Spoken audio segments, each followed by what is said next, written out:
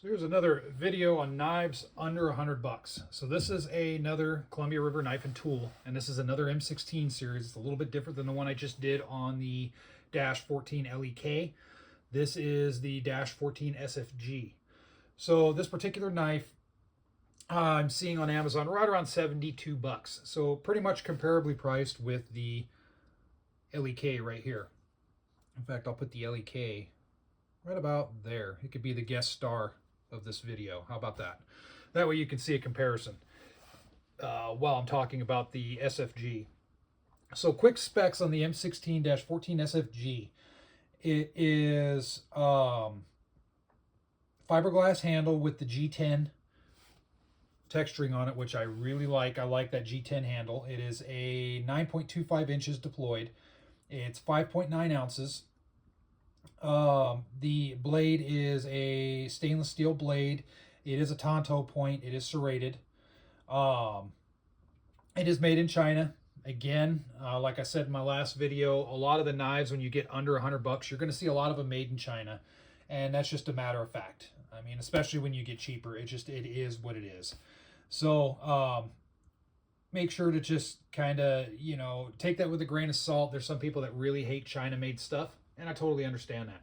There are some USA-made stuff out there that's really good, but just know that made in China doesn't necessarily mean bad quality. These knives are certainly not bad quality. They're not the top knives out there, but for less than $100, they're certainly dang good. So this particular knife right here, I'll go ahead and hold it up to the camera here. Again, this G10 handle is awesome. My only gripe, I guess, when I compared this with the ZLEK model right here, would be I wish this handle was G10 as well.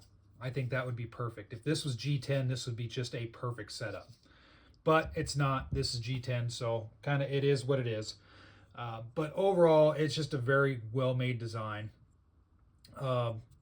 The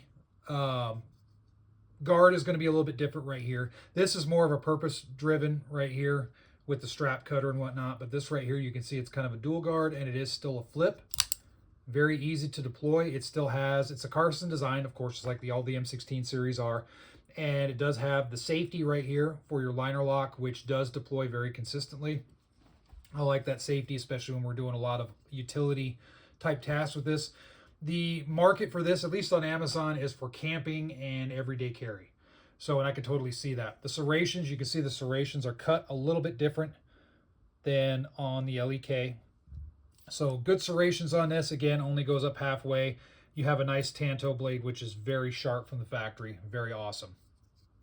There is some grooves on the blade right here, so if you need to get up on it and push down for whatever reason, you certainly can. It's non-slip. I really like that. The handle, just like the LEK, feels really good in hand. I love the G10. The clip right here, 4-position, just like the other knife. I really dig that as well because that gives you a lot of options as far as carry goes on how you want to carry these. Overall, another very well done blade. This seems to be a little bit beefier than the LEK. I'll show them here side by side. About the same size, but this one is going to be just a little bit beefier, the SFG.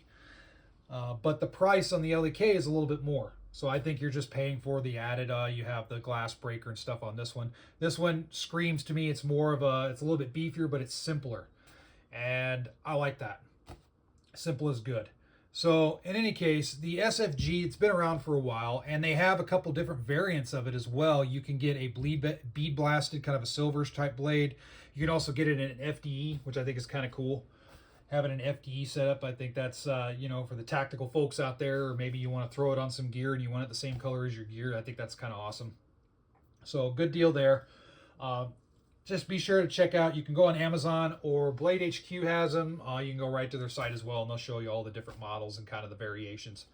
One model I want to get, as a side note, is I need to get me an M21. I don't have an M21 series yet from Crkt. In the future, I'm going to look for one, because that's another good setup. I just don't have one at the moment, so I need to get on that and get one. So in any case, awesome blade for less than $100. You're not going to go wrong with these M16 series. I really dig this thing. So feel free to check it out. Put your comments in the comment section below as always. And as usual, stay safe.